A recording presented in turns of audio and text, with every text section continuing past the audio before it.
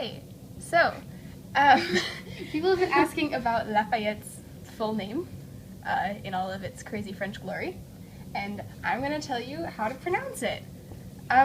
So, in America and most of the world, we call him Lafayette, all one word.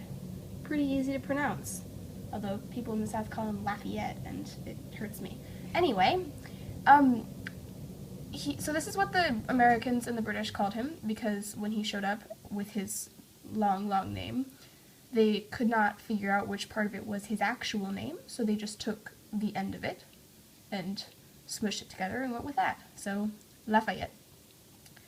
Yeah, so no one can say his name because it is fucking ridiculous.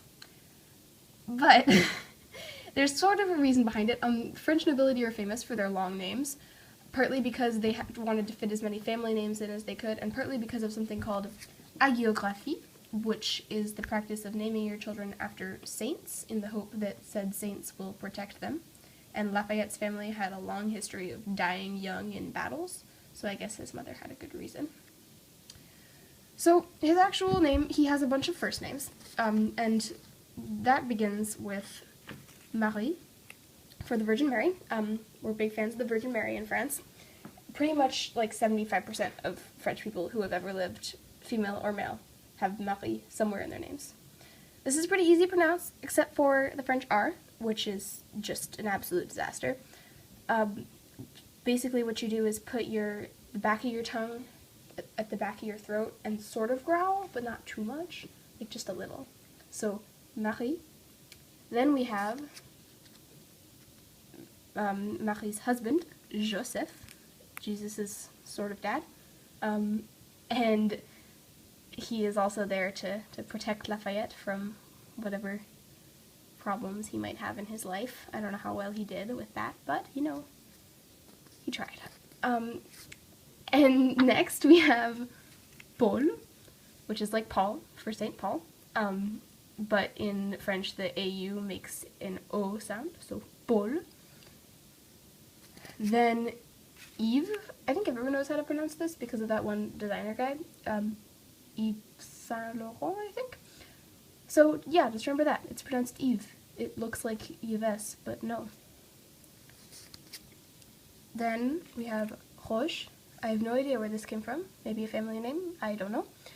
But it's kind of like you're saying roach, like a cockroach, but with a fancy French accent. So, Roche.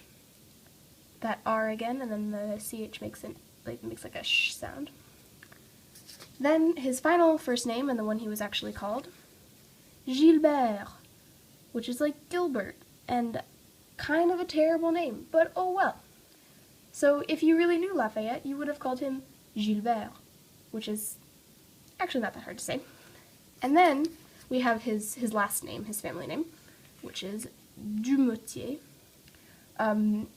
The du means that he was an aristocrat, and even now if you have like du or de la somewhere in your name, you're like a fancy person. So yeah, that's what shows that he was a nobleman.